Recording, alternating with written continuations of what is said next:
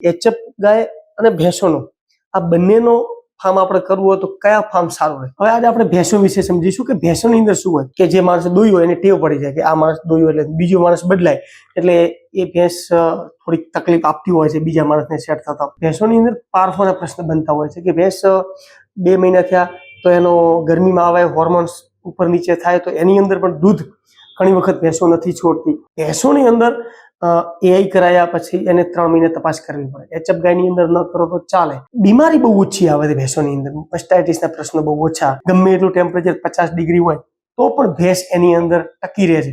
ભેંસ આરામથી બેઠી બેઠી વગાડતી હોય છે. અમે ઘણી વખત બન્નીના જંગલોમાં જઈએ અહીંયા ભેંસ તો લોકો એક ભેંસ 2-2.5 લાખનું દૂધ ભરાવવાવાળા પડ્યા છે કે જે નસલ ઉપર કામ કરે છે.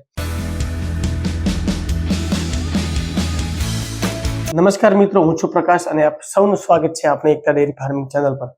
મિત્રો, આપણે એક અગાઉ વિડીયો બનાવ્યો હતો કે ભાઈ એચએફ ગાય અને ભેંસોનો આ બંનેનો ફાર્મ આપણે કરવું હોય તો કયા ફાર્મ સારું રહે? એચએફની અંદર 100% સારું રહેશે અને ભેંસોની અંદર પણ 100% સારું રહેશે. બંનેની અંદર તો મેનેજમેન્ટ તમારું સારું હોય તો બંને ફાર્મમાં સારું જ રહેશે, પરંતુ જેની જેવી આવડત. એચએફ ગાય વિશે આપણે આગળ જોયું. હવે આજે આપણે ભેંસો વિશે સમજીશું કે ભેંસોની અંદર શું હોય. તો ગાયની સરખામણીએ જો 15 ગાયોનો ફાર્મ હોય કે 20 ગાયોનો ફાર્મ હોય તો એક માણસ, એક લેબર હોય, એક પરિવાર તો મતલબ ચલાવી લે. કારણ કે એની અંદર શું હોય તો છૂટા વાડા હોય છે, દોવાના મશીન હોય છે અને ગોબર નાખવાનું હોય ને સાફ સફાઈ તળિયું હોય એટલે એ બધું 1-2 માણસ કરી શકે. આની અંદર શું હોય છે ભેંસોની અંદર કે દોવા માટે માણસો રાખવા પડે એટલે કે કમસે કમ 20 ભેંસો હોય તો 2 માણસ તો પરફેક્ટ દોવાવાળા જોઈએ. 2 થી 3 માણસો દોવાવાળા જોઈએ એટલે થોડું લાંબુ હોય એટલે લેબરનો થોડોક પ્રોબ્લેમ રહેતો હોય છે. કારણ કે દોવાની અંદર તકલીફ થાય અને ઘણી વખત 1 મહિના રહ્યો ને ભેંસ કેવી હોય કે એકદમ પેલી હાથ કે જે માણસ દોયું હોય એને ટેવ પડી જાય કે આ માણસ દોયું એટલે બીજો માણસ બદલાય એટલે એ ભેંસ થોડીક તકલીફ આપતી હોય છે બીજા માણસને સેટ થતા. એ પણ રહેતું હોય. પણ આની અંદર જો મશીન તમે સેટ કરો, મશીનથી દોવાની અંદર પહેલો વેત મતલબ પેલી 5મું વેત કર્યું પણ શરૂઆતમાં તમે જો મશીનથી સેટ કરો તો ભેંસ મશીનની અંદર વાયબલ છે, ભેંસ દોવા આપે છે, કમ્પ્લીટ આપી શકતી હોય છે. બીજું, ઘણી વખત આ ભેંસની અંદર એવું હોય છે કે લાંબો સમય દોવા નથી આપતી ભેંસ. એવી ગાય છે વિયાણી અને છેક જ્યાં સુધી વિયાય ત્યાં સુધી દોવા આપે, વાત સાચી છે એચએફ ગાય. ભેંસની અંદર આવું જૂજ જે સારી નસલની છે કે બન્ની હોય કે મુરાની અંદર કોઈ સારી નસલની ભેંસ હોય ને એ કદાચ લાંબો સમય દૂધ આપતી હોય જ્યાં સુધી વિયાણી હોય ત્યાં સુધી દૂધ મૂકવું પડે, મતલબ દોતા. પણ ઘણી વખત ભેંસો વિયાણી 6-7-8 લીટર પર ટાંકે દૂધ આપ્યું, દિવસનું 14-15 લીટર દૂધ આપ્યું, 2-3 મહિનામાં ગાભણ થાય અને ફરીથી 4 મહિના ગાભણ હોય એટલે વસુકી જતી હોય છે. એ પણ પ્રોબ્લેમ ઘણી વખત થતો હોય છે. એટલે જો નસલ ઉપર કામ કરો તો આ પણ પ્રોબ્લેમ નીકળી જતો હોય છે.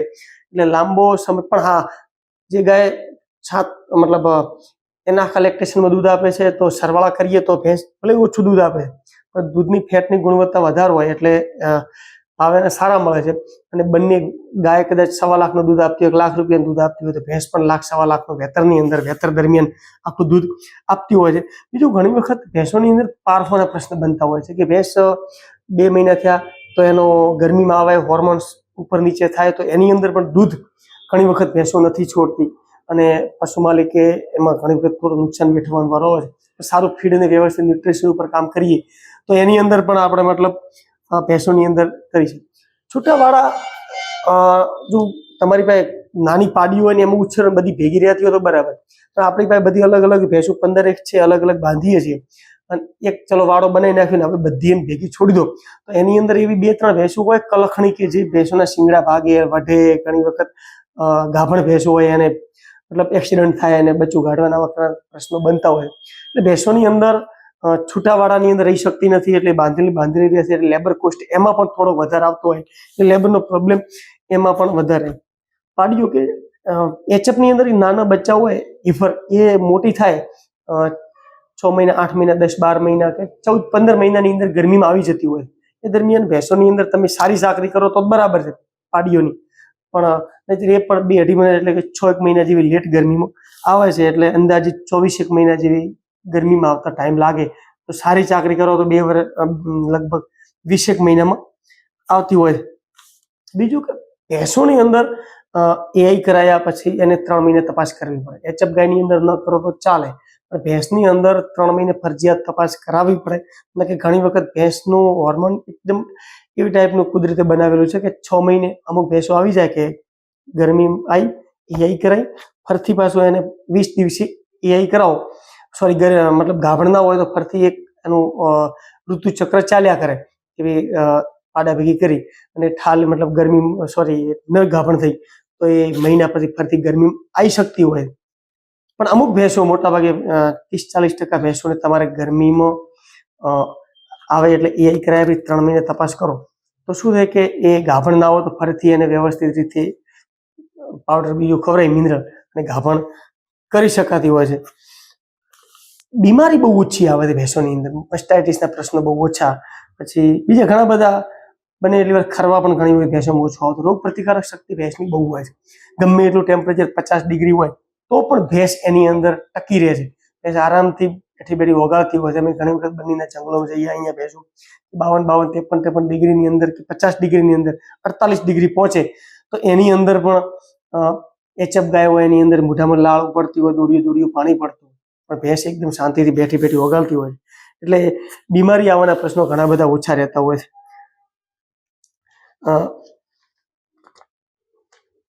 બીજું મેં તમને વાત કરી એમ કે ગાય અને ભેંસ બંનેની અંદર તમારે પૈસા મતલબ સરખામણી લગભગ એક જેટલા થઈ રહે છે કે 10 ગાયો તમે દુવો, 10 ભેંસ દુવો, ભલે 10 ગાયો તમને પૂરા વેતર દરમિયાન દોવા આપ્યો અને આ તમને 2 મહિના દોવા નથી આપતી, ડ્રાય પીરિયડ વધારે હોય છતાં પૈસાની રકમ તો બંને લમસમ એક જેવી થઈ રહેતી હોય.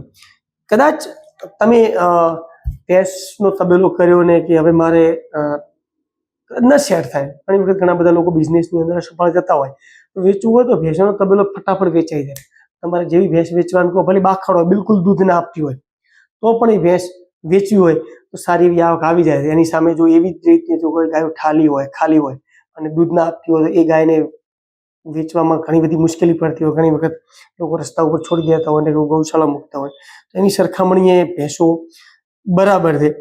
તો બીજું, ભેંસોનો તબેલો છેલ્લે મારે એટલું કહેવું છે કે ભેંસોનો તબેલો બધી રીતે ઓકે છે, બધી રીતે સક્સેસ છે અને જો તમે એની ઉપર વ્યવસ્થિત કામ કરો તો લોકો એક ભેંસ દીઠ 2-2.5 લાખનું દૂધ ભરાવવાવાળા પડ્યા છે કે જે નસલ ઉપર કામ કરે છે. બરાબર, માની લો કે તમે એક ભેંસનું 4000 લીટર દૂધ ગણો આપતી હોય તો 4000 લીટર ખાલી 60 રૂપિયાના ભાવથી ગણો, 4/24 2,40,000 રૂપિયાનું દૂધ ભરાવવાવાળા લોકો પડ્યા. એવી ભેંસો તમારી પાસે હોય તો ઘણો સારો એવો તમે દૂધ ભરાવી અને નફો મેળવી શકો છો. પણ અંતે હું તમને એટલું કહીશ કે ભેંસોનો તબેલો કરવો હોય તો ક્યારેય તમે લેબર ઉપર ડિપેન્ડ રહેવું નહીં. કદાચ એચએમના તબેલામાં તો કદાચ માણસો જતા રહે, તમે લઈને જાતે કરો. ભેંસની અંદર તમારે જાતે દોવી પડશે, જાતે કરવું પડશે. લોકો જતા રહે તો એ માણસ બદલાય તો કદાચ એ ભેંસ હથુવાર હોય તો એનો તમારે ક્યારેક દોતું રહેવું પડે. આ બધા જ પ્રશ્નો અંતે મારો કહેવાનો મતલબ કે તમારે ખુદને આની અંદર પૂરેપૂરું યોગદાન આપવું પડે તો ભેંસોના તબેલાની અંદર તમે 100% સક્સેસ જશો અને કંઈક એની અંદરથી આપણે નવું કંઈક કરી શકીશું. બસ, ધન્યવાદ.